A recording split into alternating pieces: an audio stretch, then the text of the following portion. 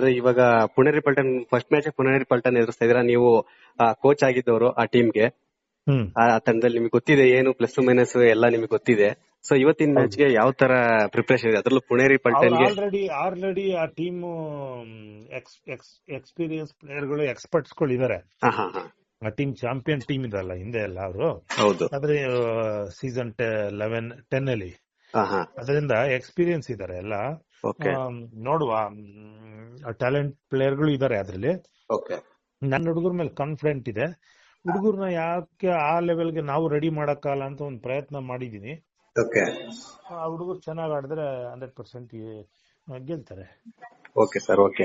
ಇನ್ನ ನಿಮ್ಮ ಜೊತೆಲಿ ಜೀವ್ ಕುಮಾರ್ ಸರ್ ಇದ್ದಾರೆ. ಅವರು ಕೂಡ ಯುವ ನಮ್ಮ ಪ್ಲೇಯರ್ಸ್ ಎಲ್ಲ ಜೋಶ್ ತುಂಬಿಸ್ತಾ ಇದಾರೆ, ಸ್ಕಿಲ್ ಕೂಡ ಹೇಳ್ತಾ ಇದಾರೆ. ಯಾವ ತರ ಇದೆ ಸರ್ ಜೀವ್ ಕುಮಾರ್ ಅವರ ಸಹಕಾರ, ಯಾವ ತರ ಇದೆ? ಚೆನ್ನಾಗಿದೆ. ಅವರು ಇಂಡಿಯಾದಲ್ಲಿ one of the best defender. ಅಂದ್ರೆ ಒಳ್ಳೆ ಟ್ಯಾಕಲ್ ಮಾಡೋದ್ರಲ್ಲಿ ಅನುಭವಿಸ್ತಾರೆ ಅವರು ಎಲ್ಲ ನನ್ನ ಡಿಫೆಂಡರ್ ಮೇಲೆ ಹಾಕಿದ್ದಾರೆ. ಈ ತರಾನೇ ಮಾಡಿ, ಈ ತರಾನೇ ಅಂತ ಹೇಳ್ಕೊಟ್ಟಿದ್ದಾರೆ.